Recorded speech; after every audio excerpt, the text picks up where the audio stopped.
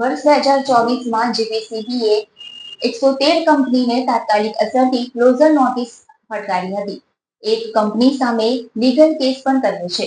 વર્ષ દરમિયાન 495 કંપનીને સો કોઝ નોટિસ સાથે 609 કંપની સામે પર્યાવરણના ધારાધોરણ ભંગ કરવા બદલ કાર્યવાહી કરાઈ છે.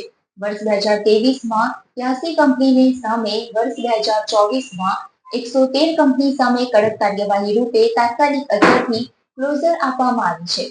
અંકલેશ્વર જીપીસીબીના પ્રાદેશિક કચેરી દ્વારા ગત વર્ષ 2024માં 1 જાન્યુઆરીથી 31 ડિસેમ્બર સુધીમાં પર્યાવરણના નિયમોના ભાગ બદલ જાહેરમાં સ્લજના નિકાલ સાથે રાસાયણિક પાણીના નિકાલના મુદ્દે 609 કંપની સામે કડક કાર્યવાહી હાથ ધરી હતી, જેમાં વર્ષ દરમિયાન 113 કંપની સાથે કડક કાર્યવાહી કરતા તાત્કાલિક અસરથી ક્લોઝર નોટિસ ફટકારી હતી.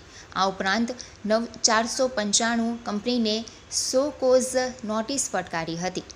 આ ઉપરાંત એક કંપની સામે જીપીસીબી દ્વારા લીગલ કાર્યવાહી પણ કરી છે. ગત 2023માં જીપીસીબી દ્વારા 83 કંપનીને ક્લોઝર નોટિસ ફટકારી હતી. 105 કંપનીને ડાયરેક્શન આપતી નોટિસ ફટકારી હતી, તો 442 કંપનીને સો કોઝ નોટિસ